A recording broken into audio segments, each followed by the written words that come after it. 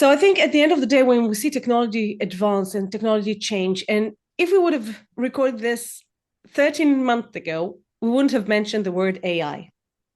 It's everyone's business. It doesn't matter what your job is. You don't have to be a prompt engineer to use AI. You could be a marketing Mm. leader and use AI. You could be, I don't know, a cybersecurity professional, an IT professional. Everyone can use that tool, and everyone uses cybersecurity because everyone uses the internet. From my experience with working with parents and working with children, if there's one thing I hate is scaring kids or scaring parents away. I once heard a lecture about online safety for parents. By the end of that lecture, I was like, I'm not giving the kids internet ever.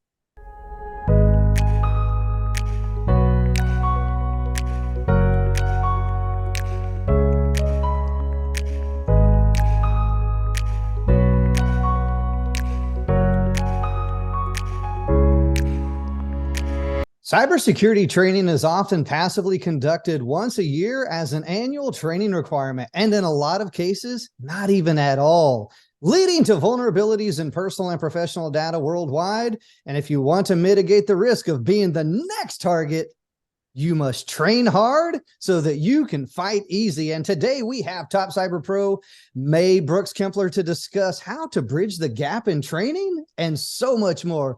Welcome to the show, May. How you doing? I'm doing great, Terry. How are you?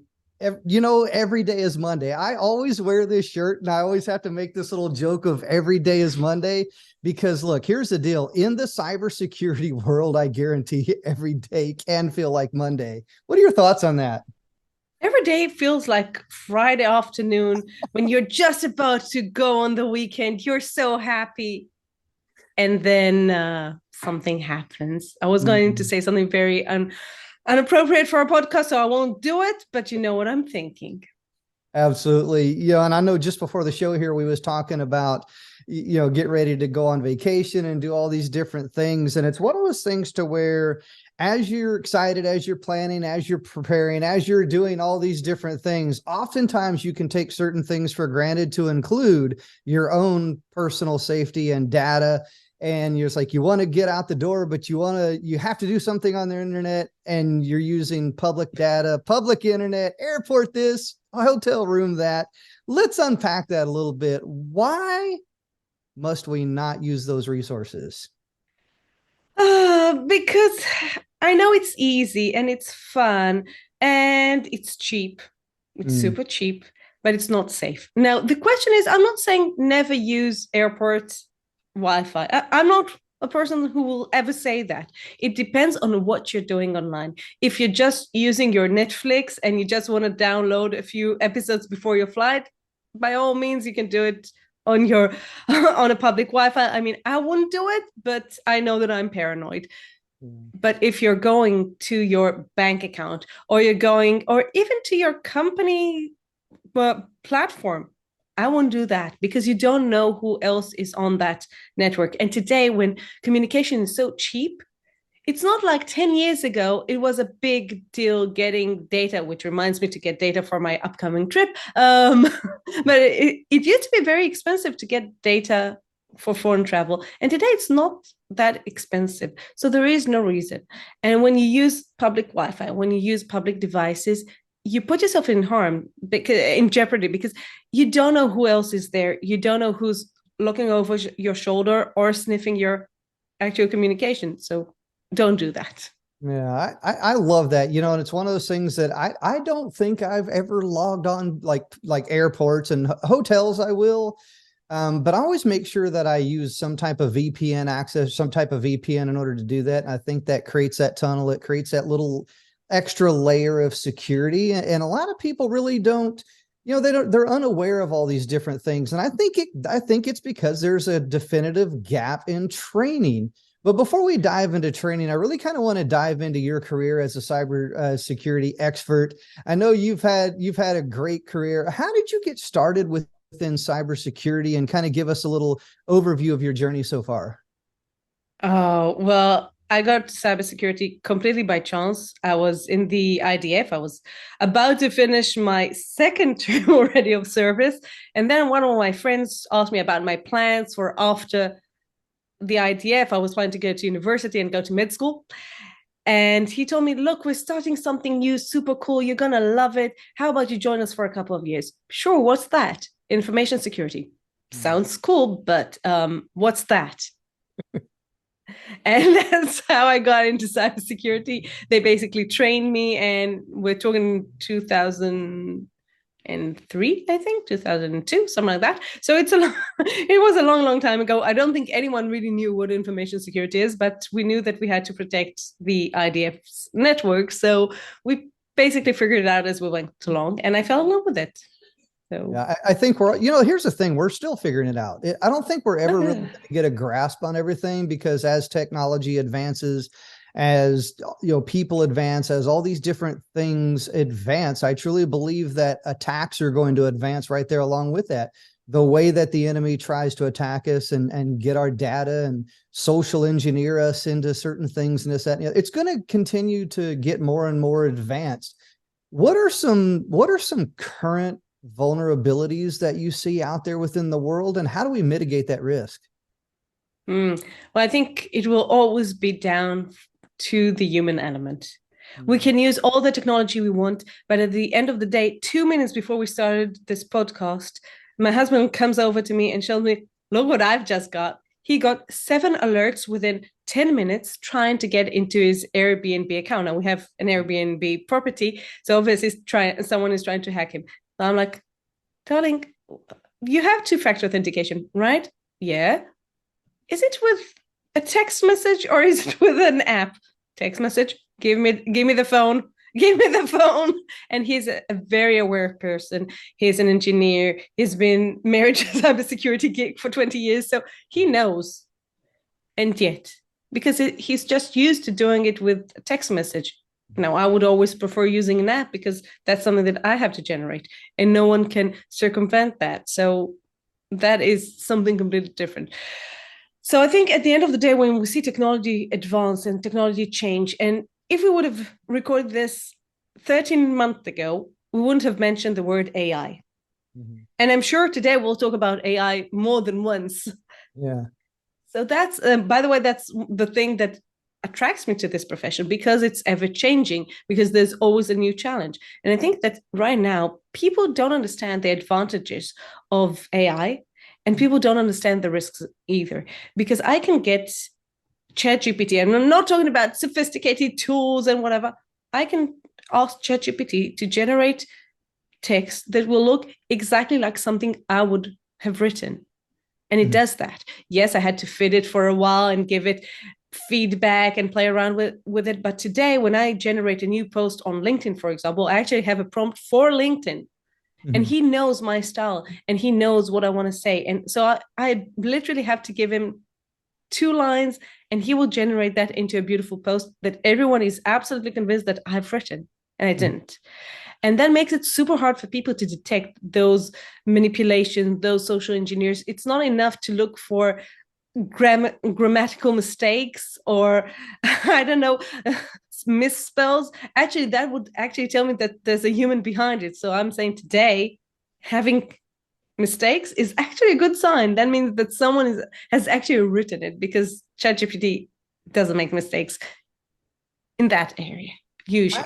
I love AI. I've embraced it. I mean, don't get me wrong. I'm just as tired as the next person is getting it shoved down our throats 24/7 in emails and all these different things. I'm just not as big of as an enthusiast as other people are, but it's a resource. It's a tool, it is what it is. But here's the thing, we all know that speed wins the race. We really do. When it comes to artificial intelligence, we all know that speed wins the race.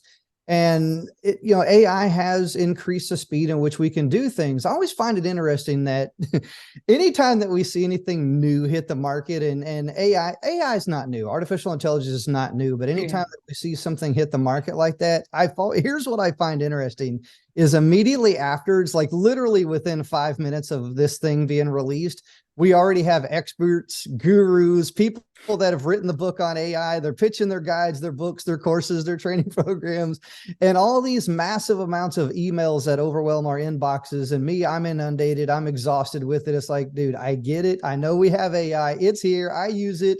I'm not as excited about it as you, but here's the thing that I really kind of want to dig into. What really separates these instant experts from legitimate companies from putting out trusted training versus something that is put together very quickly before the dust is even really settled? Because I really think that companies, organizations, there's an opportunity, but they're not winning the race with the speed, and these insta gurus are. How do we solve that? I think the difference is when you work, and I worked for large companies, medium-sized companies, I had my own smaller companies, startups, I had my own business. When you have your own business or when you're in a startup, you have to move very quickly, adapt or die. So let's say I would have today as a freelancer, let's say I would still have a freelance, I still have a freelancer account, but not for that. Let's say I would want to launch a course. From the second I decide till the second it's launched, it could be a few days. I mean, depending how quickly I can create that content, but in theory, from idea to execution, it's very quick. The bigger the companies, the more hoops you have to jump through, and you have to demonstrate that you'll have the right ROIs and how you're going to measure it. And it takes time to approve, and management will have to review it. Then the board has to approve it, etc., etc.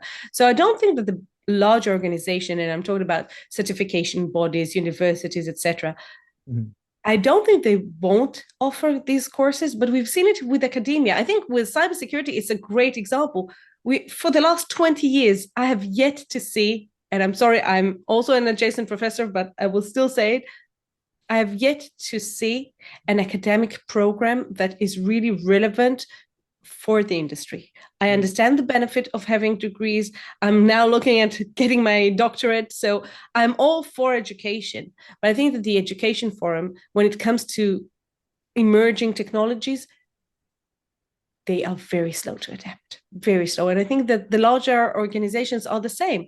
I still see when I talk about security awareness and I tell people that part of my security awareness training includes talking about AI and how to use it safely, whatever. No, no, no, no, no. We blocked AI. Look at them. Seriously, dude. We tried that 15 years ago. We tried to block Google. Guess what? It failed. We can't be the no people. We can't. Cybersecurity, as cybersecurity matures, we have to enable the business and not to just block because we're not sure of how to secure something. Yeah. I can see that because I also create courses. I've written courses. I had that as a job number one to where I wrote accredited courses. So I'm very familiar with the education space and what it takes to create a course, what it takes to get it through quality control, approved, and all these different things. So I can understand how, how there's a process and you have to follow the process, especially if you're a big organization, you're a big team, you're accredited. There's a lot of different things that you have to you have to put into consideration. But it really bothers me because I see that the future of education is changing. It's evolving. And I think with a lot of the online spaces, I think there's going to be two things. Number one, I think it's going to open up the opportunity for a lot of people to position themselves as subject matter experts. The average person, the person who's not a certified instructor, not in academia, not in a big company, but yet they know how to put together some resources. And I think that there's a difference between just having, instant resources versus accredited certified training programs that gives you an industry standard certificate. So I think there's a big conversation going on there, especially with AI, because I think that there's a lot of opportunity to certify. Like, for example, prompt engineering wasn't even a job position a few months ago. Now we got, now people can go be a prompt engineer. But you know what? It's even more than that. Yeah. I think it's more than that. It's not just the new jobs. I think that when we're talking about AI, and I think in that space, it is very similar to cybersecurity. It's everyone's business. It doesn't matter what your job is. You don't have to be a prompt engineer to use AI. You could be a marketing leader and use AI. You could be, I don't know, a cybersecurity professional. an IT professional, everyone can use that tool, and everyone uses cybersecurity because everyone uses the internet. So I think that's the difference. It's not like in traditional areas that if you decide to be an engineer, then you go to university, you study engineering, and then at the end of 4 years, you become an engineer. Great. But I'm not an engineer, so I didn't have to go through that process. But I use the internet, so I have to know cybersecurity. I want to keep my competitive advantage. I have to use AI. Yeah. That's how I see it. And what are some ethical considerations that we should keep in mind when implementing AI in cybersecurity? Ooh. First, that it doesn't know everything. And that's ethical because we count on it. We ask it something, it gives us the answer, and we don't even double check. And I think that's actually something that has to go into curriculums, not just in universities, in schools, K-12 as well. The difference between available data and verified data. I think that a lot of people, and AI has only accelerated that. That's been a problem in the internet for many years. And I remember the first time that it really dawned on me was the first couple of weeks of COVID, and we had lockdown and the kids were home and we had to do homeschooling. And for the first couple of weeks, I was really on it. And one day I decided to give them a whole day about music and the history of music because I'm a music fanatic. And we talked about it, and I told them, go and research the Beatles. And they come back and they research. And some of the facts that they said, I'm like, nope, that ain't right. Where did you get that? Wikipedia. And we go back and we start researching. And then we had a whole conversation about what's the difference between Wikipedia and encyclopedia. And they didn't even know what I was talking about. And then my son, he was something like 7 or 8 years old at the time.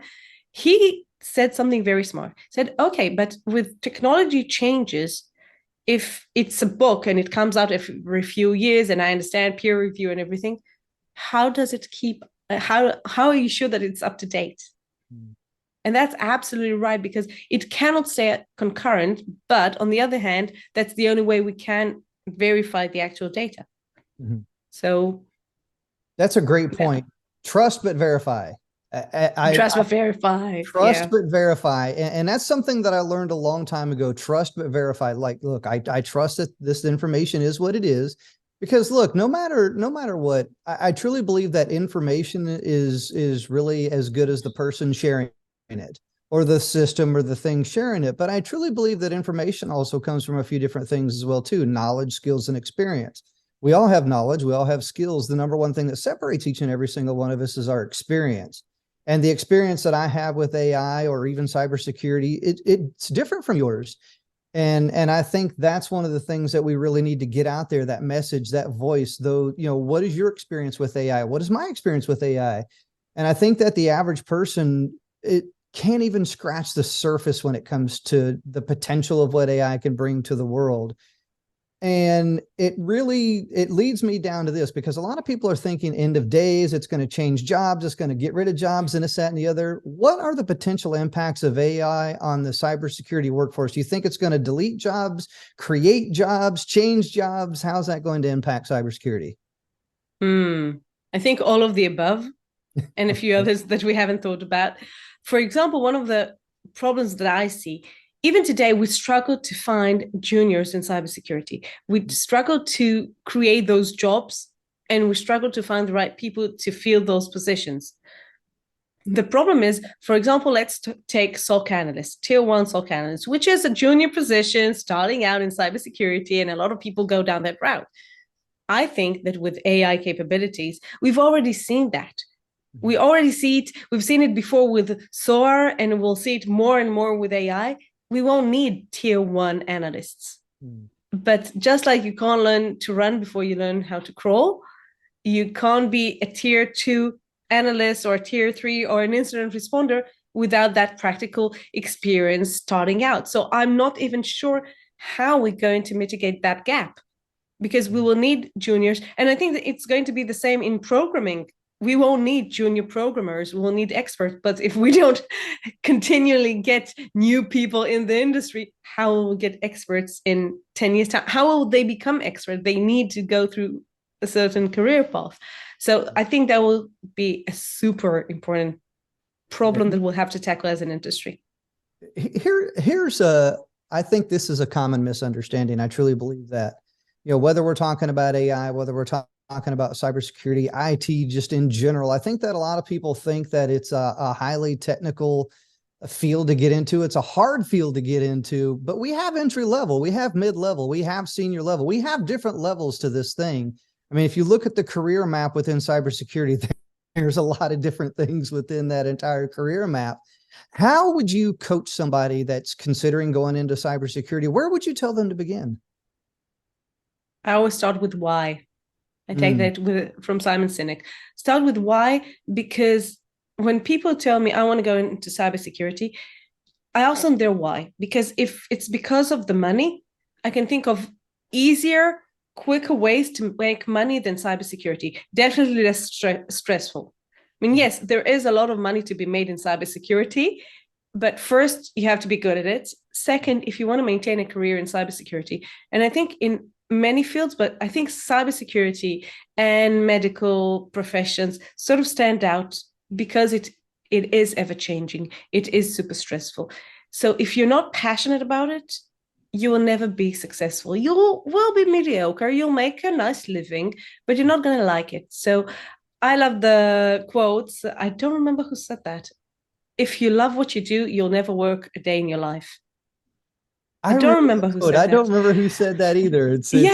But I think it's absolutely ingenious, because I can tell you that even if no one paid me, and please continue paying me, but even if no one pays me, I will still do cybersecurity. I will still do about 90% of what I do on my day-to-day job are things that I would do even if no one paid me to do it. It's just because I love it. I love researching. I love creating content. I love teaching. I love delivering. I mean, that's what I love. That's my passion. I love cybersecurity. I think it is absolutely fascinating. So if someone is starting with a clear why and they actually like this field and they're fascinated by it, so that's my first question. The next question is trying to understand who that person is, what personality traits they have, because a lot of people think cybersecurity and they think penetration testing. They think they're going to sit down with a black hoodie and code away. And some cybersecurity professionals do that. I started out doing that. I hated it. It was the most boring position I ever had in 20 years of career. Not because penetration testing is boring. Penetration testing is absolutely fascinating for the right person. For me, it is completely wrong for me. I like looking at the bigger picture. I don't like looking into the bits and bytes. It's not me. That's why I will always be a better strategist or CISO than a penetration tester. I'm very good at looking at risk. I'm very good at looking at security architecture. That's why I loved being a security architect.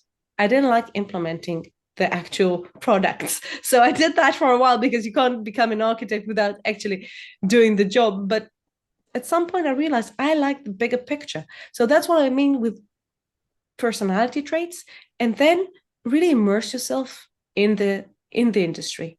Go to community events, network, find your tribe, find the people who will push you forward and challenge you and make you do things that are outside your comfort zone, that will make you a better professional, technically and professionally. I love that, and listening to you give that answer reminds me of leadership. Yeah, I was a senior military leader. I've been a senior leader across many organizations, and it's one of those things to where you don't really have to know everything, because people, that's what people are for. As long as you can manage people, lead people, give people an idea or a vision, and just let them, empower them, give them the knowledge, the skills, the resources, the training, all the things that people need in order to be successful. I truly believe that rises and falls on leadership. It's a classic John Maxwell quote: everything rises and falls on leadership. I think that we, with and I'm writing about this within one of my books, so I'm trying to be careful with what I say here. I truly believe that, we've fallen into this, what I call a likership economy, and we really need more leadership than we need likership. And it's one of those things to where, sure, I want to be liked, I want to be trusted, I want to be known, I want all those things. But at the end of it, I think that no matter what industry we're in, I think that we're really starving for better leadership. And you don't have to know everything. You don't have to know, and do everything as a leader. You just need to know how to empower people. How do you empower people to shape the future of cybersecurity? I absolutely love what you just said because it's so. One of my mentors, I was very fortunate to have a few mentors throughout my career, and one of them, and I will mention him by name, is Itzik. Itzik was for over 40 years. He's one of the founding fathers of cybersecurity in Israel. He was first for about 20, I think 20, 25 years in the Israeli Air Force. Then he was working for the largest HMO as their first ever CISO. He was there for over 25 years. And he made me realize that leadership is about making people follow you and giving them what they need to thrive, sort of blocking away the noise and letting them do whatever they need and should do. And he always told me he's not technical. Now, he is technical, he's very technical, but he's not the most technical person in the room. I don't think he ever configured a firewall. He never had to. He knows what a firewall does. He understands the technology.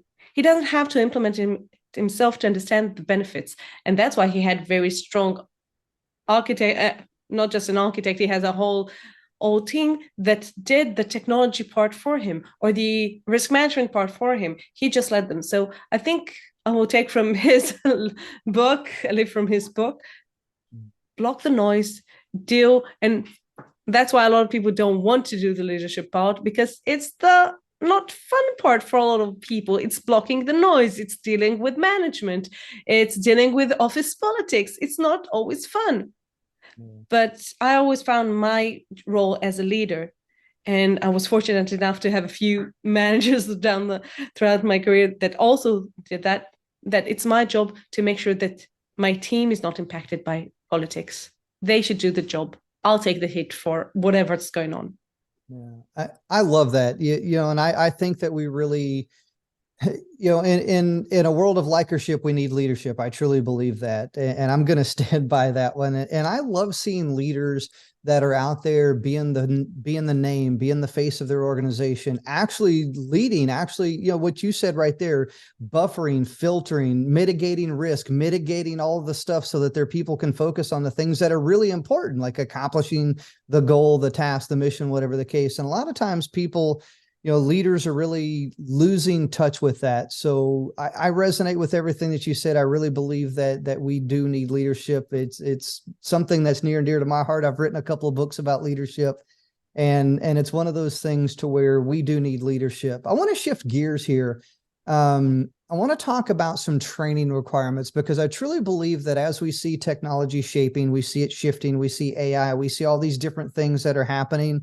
I truly believe that it's opening the door to more and more training, but I also believe that we have a problem within training as well too. And here's what the problem is. There's two things here. There's two parts to this. I'll go with number one. How often do we need to train on cybersecurity, and what are the most important areas that we must focus on a personal level and on a professional level?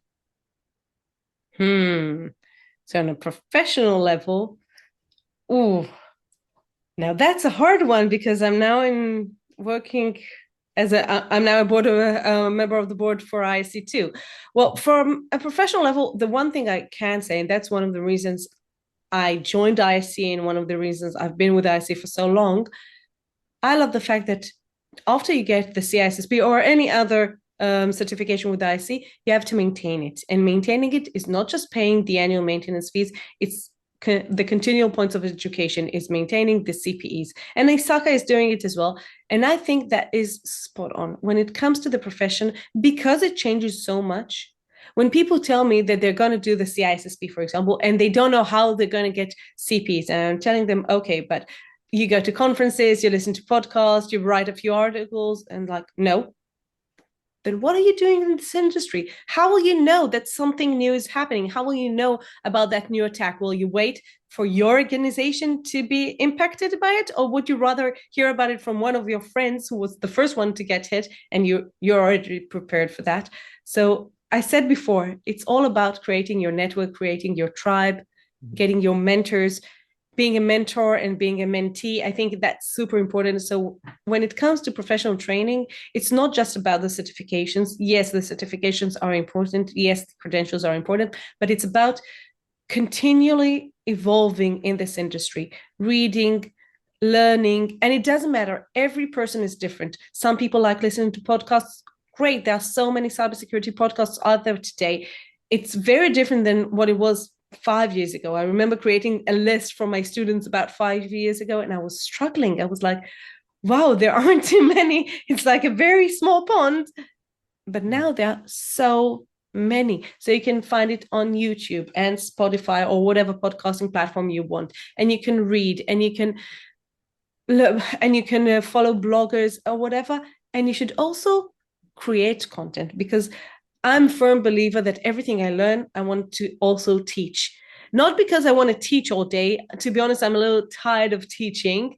But because when you teach something, you really understand it. You can't be mediocre when you teach. You have to really know your stuff.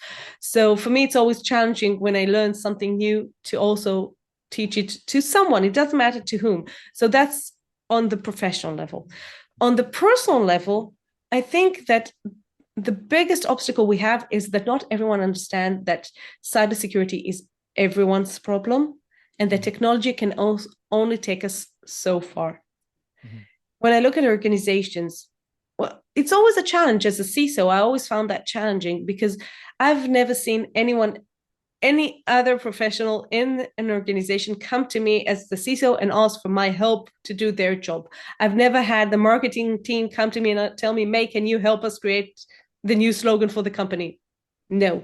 I've never had the finance team tell me, can you go over our figures? Thank God, never. But I'm, on the other hand, going to them and telling them, remember that you're paying me a lot of money to do my job. I need you to do my job for me, because if you don't do your part, I failed in my job. Yeah. And that is a huge challenge. And they tell me, but we gave you so much money to spend on technology, and you bought this and you bought that and you bought the other, and you bought this consultant, and we have this certification, and that's all great. But at the end of the day, I said before, I'll say it again, it comes down to the end user. The end user can make or break our security posture. And it is what it is. There is no silver bullet against someone making a mistake. I love that, and I remember being in the military. I also remember working in the corporate world as well, too. And it's one of those things that annual training requirements really kind of got on my nerves. It really did. It was like, hey, it's that time of year. Go knock out your training. It was so passive. It was so dismissive. It was like, yeah, go do this training. Give me your certificate and you're done. You're checked. You're good for the year. I think that we need to really up the volume. I think we need to increase the volume. We need to get away from this annual training requirement. Let's go quarterly. Let's go monthly. I truly believe that the more that you increase the training, it's going to stick. It's going to make people remember not to click on that email, not to do this thing, not to do that thing. But here's what I really want to dive into. It reminds me of when I was in the military and we used to have to be certified on everything. I literally mean that. Like we had to be certified on a lawnmower, on a weed eater. You had to be certified. But you know what? Out there within the, average everyday world in companies, there's certain certifications, but I truly believe that there needs to be a certification for cybersecurity for the average person. What are your thoughts on that? Do you think that we should create here's a in order to do this job, you have to have the certification at a minimum? What are your thoughts on that? I agree and I disagree, and I'll tell you why. Because I think that when it's only a certification, then that leads to that annual training, go get certified, go through, and people just click next, and tell each other, question 1 is A, question B is C. I don't want that. The fact that you said, let's go from annual training to quarterly or to monthly training, I love that. And I've been doing it for a long time. I've been doing awareness for the last 6-7 years, almost not exclusively, but I've been focused a lot on security awareness. And whenever an organization comes to me and tells me, we want you to do our annual keynote for whatever for cybersecurity, like, what else are you doing throughout the year for security awareness? No, that's it. Okay, take that budget and use it differently. Mm. And sometimes I will lose the deal, but I will tell them, look, if that's your budget, great. Let's see how we can utilize even free things, but do something every month.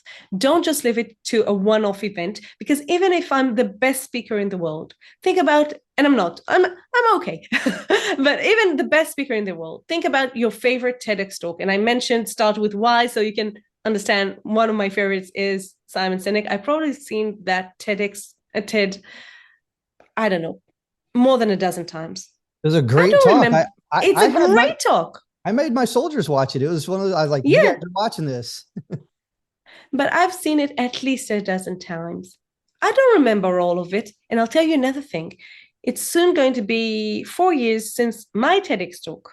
Mhm. And if you think that 4 years down the line, I remember my TEDx talk start to finish, forget it. And I wrote it and I had to memorize it because the TEDx talk is a very structured thing. And when I wanted to add a slide the last day, it was a whole thing to get it approved. Mhm. I don't remember it. I remember most of it. I remember the key takeaways, but I don't remember all of it. And when you have a one-off event, no one will remember everything. People will remember how you made them feel. They're not necessarily going to remember what you said. But when you have, for example, I usually have in my annual training, I have usually 3 key takeaways. It changes from time to time, but usually I try to work in threes because that's the way the human mind works. And I try to reference that throughout the annual training program. So let's say one of the key takeaways will always be think before you share it, because people overshare online, not just on social media. A lot of people think that it's a personal problem and it's my problem and you won't decide for me what I'm going to share online. It's my thing. Great. But when I go online and go to LinkedIn and see a job description and I have all the technology, not we need someone who knows routers and firewalls and IPSs. No, I see Cisco and I see Umbrella and I see Checkpoint. And why are you telling me your technology? That's Recon 101. So for example, I will reference that in in the little bit of nuggets, sort of security nuggets of the month or tip of the week or whatever we call it. I will reference that. First, it will remind them of what they've seen in the annual training. Second, I will repeat it again and again and again each year until it sticks. Mm. So I know I have organizations that have been working with me for 3, 4, 5 years. And someone saw me in the street in Tel Aviv. He looked at me, think before you click. Mm. Like, sure, because that's one of my catchphrases. That's something I always say, think before you click, think before you share. So I always try to keep it very simple and repetitive. When you repeat something, you remember it. Yeah, I love that, and I think that a lot of times people need to be reminded of how much data is too much data that they're sharing. And here's the reason why I say that. It comes down to two things. In the marketing and advertising world, which I have a business degree and I've given training on marketing and advertising, there's a difference between demographics and psychographics. And I think that with the onset of social media, we're really starting to dig very deep into the psychographics of people, and they're starting to share all these things, whether they realize it or not. And it's easy for me to socially engineer someone if I understand your psychographics. So when it comes down to demographics versus psychographics, what are your thoughts on that, on how you can easily social engineer somebody through the things that you share, you're retweeting, you're doing all these different things, you're sharing all these things. You just think you're just sharing, achievements in this, that, and the other. But what you're really doing is you're giving away the story that can easily lead to you being socially engineered. What are your thoughts? Absolutely. Absolutely. That's true both for social engineering and for marketing. And one of the things that I always hear from people always ask me, so is Facebook really listening to everything we say with a microphone? No, they don't have to. It's super easy. And I actually made a video on that about a year ago for one of the holidays. My cousin brought the kids, absolutely gorgeous personalized mugs, super vintage. One of the things that had I seen it, I would have bought it, no doubt. It's exactly my taste. She knows me very well. I've never seen that company before. And I was like, oh, wow, that's so amazing. Who did you get it from? And she told me the company's name. Same night, I go into Instagram and lo and behold, suddenly I see an ad for that company. Now, again, I would have noticed had I seen it before. I could have gone to the conclusion that, oh, they were listening to our conversation. That's why I see this ad. Or they could see that both phones are in the same location and she liked that company and I didn't see that company. So maybe it's a good idea to show me what my friends like. So that's the way marketing works today. And a lot of people are not aware of that. I think that even that I just mentioned that, it will make people think that what my friends like is probably what I like. And what worked as a social engineer on my friends will work on me. And that's exactly the way that they work. So they will utilize our own emotions and they will use data that they find online. And if I'm saying that I'm going to attend a conference in San Francisco on whatever, and they start marketing me and bombing me with things regarding that conference, it will be very easy, relatively speaking, it will be very easy to find a way in. And people don't think about that. And I actually created for a specific company that told me, we are super aware you will never get anything from us. So I actually created a campaign to a few of the executives, inviting them to be speakers in an upcoming event. I love that. I got responses. I absolutely love that. Listening to that, I'm reminded. They paid me for that. I'm not an evil person. I was paid for that. Just saying. Okay. I'm reminded of the importance of lessons learned. Here's the reason why I say that, because I truly believe that as we're learning lessons through conversations, through training, through all these different things, I truly believe that that's one of the most powerful things that we can implement personally, professionally, whether it's individual, in the school, colleges, organizations, whatever. We need lessons learned programs that are out there. Bottom line, I saw it when I was in the military, and it ultimately, what it does is it becomes a database that anybody can access to really kind of pull lessons, training, things, historical data, analytics, all these different things that you can kind of pull from. How do you think, why do people not, or why do organizations not create a lessons learned program? I just don't understand it. I think we need this. I agree. I can tell you that a while ago, I had the idea of, F-up nights. So we had a few of these in the industry, Chatham House rules, nothing could be repeated. And that was for cybersecurity. And that was absolutely phenomenal. And I had the idea of trying to do a podcast like that. But then I realized no one would come. Like, maybe I can do it anonymously, but it's super hard because first, when we see events like we've just seen with CISOs, with cybersecurity professionals being held accountable to things that happen in their organization, that some of them are completely not their fault. So I think that's one reason. The other is ego. People don't like to talk about their mistakes, to talk about what they've done wrong, what they could have done better. Some people do. And I think that actually saying, I made a mistake and this is what I've learned, I think that is super powerful. And I love people who do that. I try to share my mistakes. I always try to share that because I think that's the best way to learn. And that's the best way to understand that we all make mistakes. We all make mistakes. The fact that I made so many mistakes throughout the years doesn't make me any less of a cybersecurity professional. It just makes me human. And I'm absolutely convinced that given the right circumstances, I can definitely fall victim to a social engineering attack. Absolutely. Absolutely. I have no doubt that it can happen to me as well. Being a cybersecurity professional, being a social engineer, being an awareness guru or whatever, I'm still absolutely convinced it can happen to me. It's just a matter of the right circumstances. So I think that for a lot of people, it's ego. And you don't want to share the fact that you've done something wrong. And even within organizations, you don't want to. Yeah, we used to have in one of the organizations I worked with, we had a Hall of Fame for cybersecurity. So anyone who would tell me, oh, I found this and report, sometimes they would report my internal phishing campaigns, or sometimes they would report actual campaigns.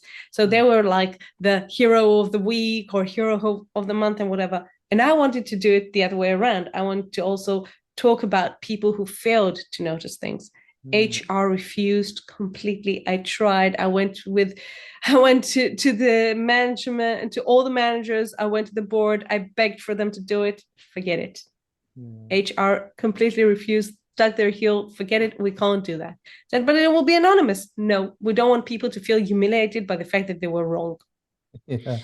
We did some things like that where we had people sign user agreements, and then, because a lot of times they don't really take a look at the user agreements, they just sign it. And well, we called people out on specific user because every user agreement was engineered, so to speak, to where to go do some things and this, that, and the other. I was like, well, you signed it. You agreed that you would come up and sing karaoke here and there, and you would bark like Oh, that's at the next nice. meeting and this, that, and the other. So we engineered these user agreements, and people just not even read it. They just signed it, and then they agreed to go do the thing. I find that hilarious, but it also reminds me of something as well too. Definitely within the last 10 years, maybe longer, there's been a lot of things that have been created to make our lives easier. For example, online platforms, banking, online banking, multiple currencies without diving into crypto and Bitcoin, all this other stuff that's out there. We got smartphones, we got apps, we got self-checkout pretty much everywhere. And the list really, it goes on. But at the opposite end of that spectrum, same things that are meant to make our lives easier have also created challenges in keeping our data secure, leaving us really more vulnerable now more than ever. Here's where I want to go with this. Where do we balance convenience with security? Oh, wow. Wow, that it goes back to the question about using airport Wi-Fi because it's so damn convenient. So I think that in that case, as an industry, as a cybersecurity industry, we are responsible. We are responsible to conveying when sharing is oversharing. We are responsible to make sure that the different platforms that we use are secured because, and we are also responsible to educate the public. And I will reference Facebook in that aspect, not just Facebook, the entire Meta company. They give all the tools. You can secure your account beautifully. You can add additional layers of security, and you can do a lot of things. The majority of people are completely unaware of that. Now, once an account gets hacked, people are frustrated and they're angry. And I always tell them, look, you're not paying Facebook monthly fees. You can't expect them to have online support or whatever. I mean, I guess I kind of do, but I can understand why they don't. But what I don't understand, you've already implemented tools like multi-factor authentication. Why do you still let people not have multi-factor authentication? Why? Why do you let people use the same password for 20 years? Why don't you make them replace it every time and again? Or if they have two-factor authentication, fine, they don't have to replace it. So that's the little nugget that they get from adding an additional layer of security. Why don't you make sure, yes, you put on the message that, is this still your number? Is this still your email? But you don't explain why. So if you're using an old email and you got blocked out of it because you haven't used your Hotmail in 25 years, then this Hotmail doesn't exist anymore. And it's not Hotmail's fault because you haven't used it in not 25, but if you haven't used your Hotmail in 10 years and that's the account associated with your Facebook and you suddenly get hacked and you can't prove to them anything, you don't have access to the email account, what do you want from their lives? But what I am saying is Facebook can do a better job at conveying the importance of cybersecurity. And unfortunately, I do look at companies to do it and not governments, though it is governments' responsibilities and not companies. Because to be honest, I'm a little bit exhausted from trying to talk to different governments about creating security programs. I've been doing it for a while, and some of them do, and some of them are doing great jobs, but some of them are doing the bare minimum that they need. And I understand it because they have a lot of responsibilities and they're responsible for critical infrastructure, which is definitely more important than day-to-day lives, but it doesn't impact day-to-day lives as much as something like getting your Facebook account hacked. I think you're onto something. I think it comes down to individual responsibility. People oftentimes want to blame the platform, the government, all these and all that, instead of taking individual ownership of the things that they can or cannot control. And the thing is that you can control the things that you put out there within the world, whether it's your own personal data, things you like, things you dislike, things you post about, things whatever, without diving down too many rabbit holes. I truly believe that the more that the individual takes responsibility without placing blame or pointing finger at other entities, so to speak, I think that people are going to limit the amount of things that they actually put out into the world, or they're going to be more intentional about what they do versus what they don't do. I agree. I think, well, we can reference here road safety. And that's something I usually reference. I always talk about cybersecurity and road safety. I won't go and tell the government, oh, you're to blame. Let's say I was in a car accident and I didn't have my seatbelt on and I got seriously injured. I've never heard of someone going to the government and telling them, oh, you didn't make me, or going to the car manufacturer, oh, the car could still drive without me putting my seatbelt on. It's, I mean, you have to be responsible. You have to put your seatbelt on or you will get hurt. And I think that's the difference, because if the government's invested in educating the public about online safety the way that they did with road safety, we would be in a totally different place. And I really hope that it will happen. To be honest, I hope to become, at least from the awareness side of things, I hope to be completely redundant, useless. No one will need me. That's sort of my life goal. I truly believe in the classic song by Whitney Houston, where she's talking about the children are our future, teach them well and let them lead the way. I wholeheartedly believe that. I think that a lot of this begins in the home and it just kind of goes from there. But how can parents engage in an open and constructive conversations with their kids about the potential dangers of the internet and apps without making their kids feel afraid to use these resources? Well, first of all, talk to their kids. When my kids go and meet a friend somewhere, when they come back, I always ask them, how was your play date? Who did you play with? What did you do? Whatever. When my kid goes to his room and opens up the laptop, why don't I ask the same questions?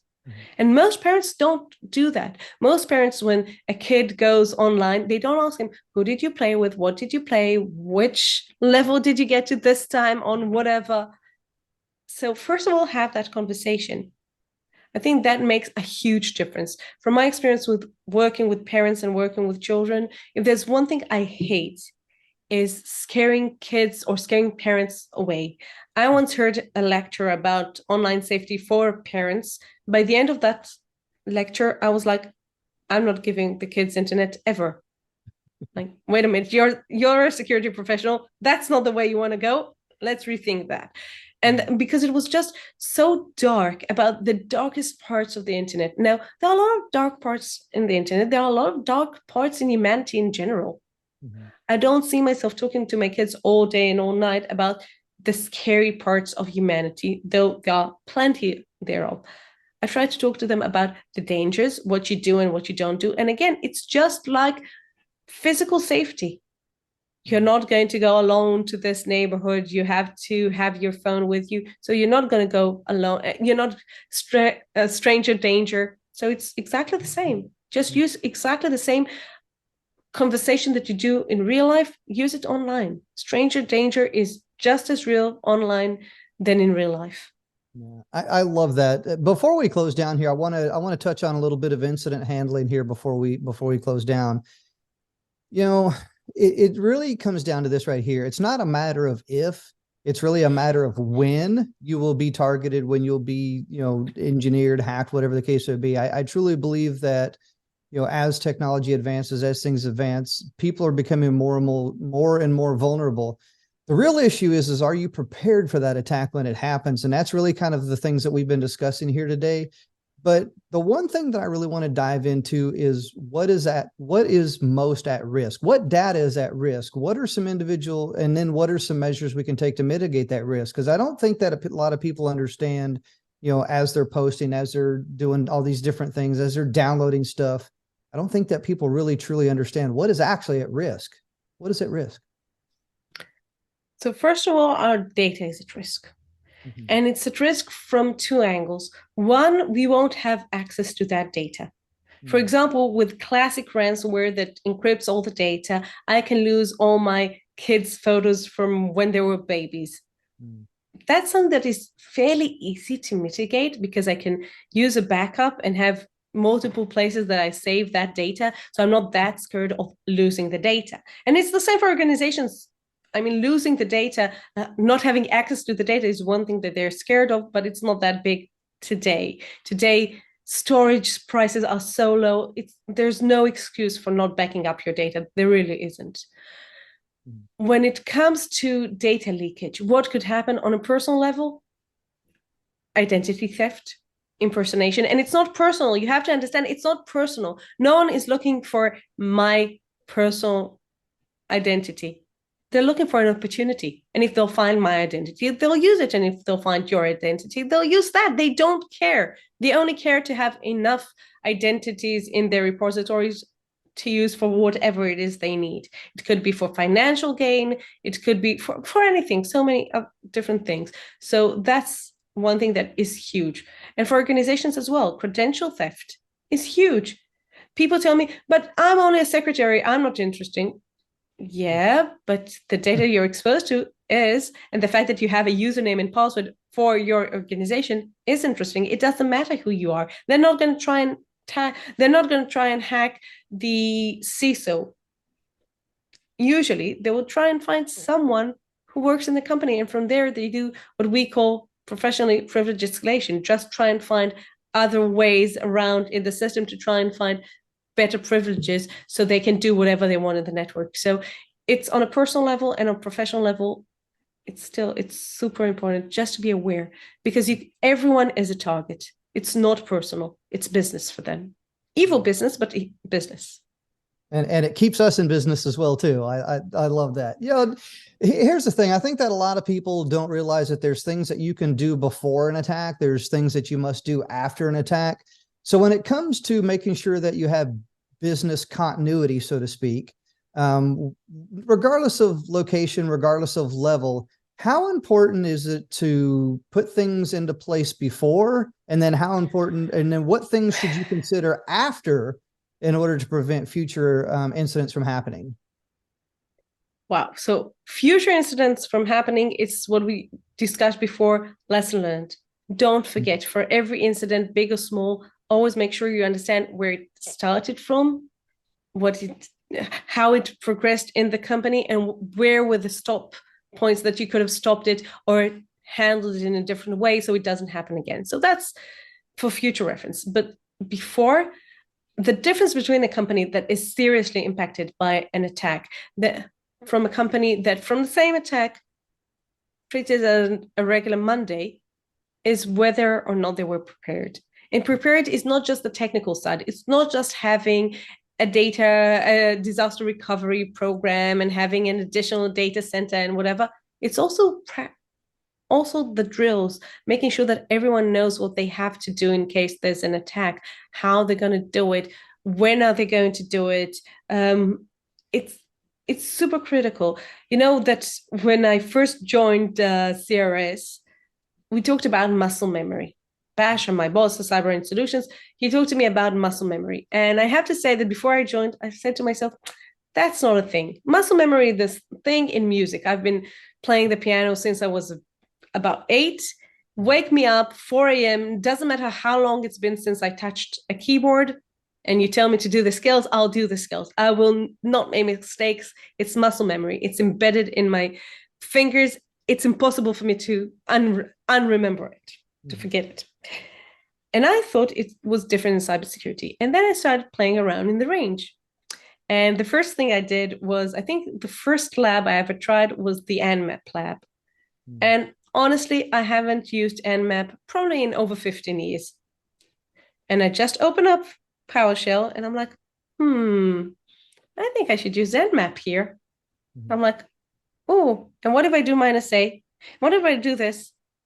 And suddenly I realized that there is such a thing called muscle memory.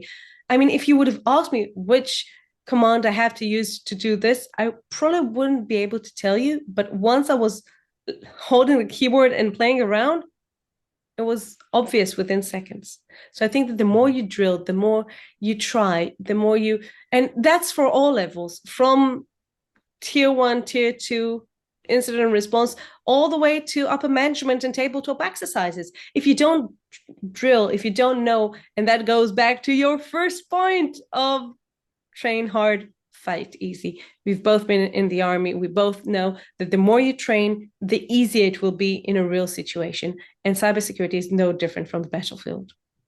Well, it is very different, but it's no different from that. Great time talking with you here today. Look, if you could share one golden nugget with everybody that's watching this right here, what would that one golden nugget be? Train hard, fight easy. Goes to everything we do.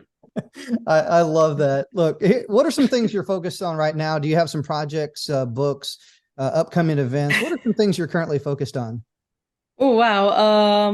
Well, I'm a little bit hyperactive, so there are a lot of things going on. This week, I'm going to join the first board meeting for ISC2. I've recently been elected for the board of directors, so that's very exciting. Since I'm traveling, I'll finally have time for the last proofreading of Don't Click Here, which is my upcoming book. It was recently translated and edited and proofread, and now it's the final, hopefully last proofreading before it is released, hopefully very soon. So look out for that. And there's the podcast Cybermania. So there are a lot of things going on. And my doctorate. So being hyperactive has its quirks. I absolutely love that. May, what is the best place for someone to connect with you? If somebody wants to connect with you, website, LinkedIn, where can someone get connected with you? LinkedIn. And I'm always happy, honestly, I'm always happy to hear from people all over the world. I think that's the power of community, and that's the power of being part of this incredible world. 21st century, the internet is actually a global and very local village as well. May, thank you so much for joining me here today. Thank you for having me. All right, awesome. Thank you for watching this episode of TopCyberPro. If you want more tips, tools, techniques, and resources, head on over to our website, TopCyberPro.com, along with getting connected with us on all of our social media platforms, where the latest cyber news, tips, training, and big ideas are shared every single day. Thank you for watching, and we'll see you in the next episode.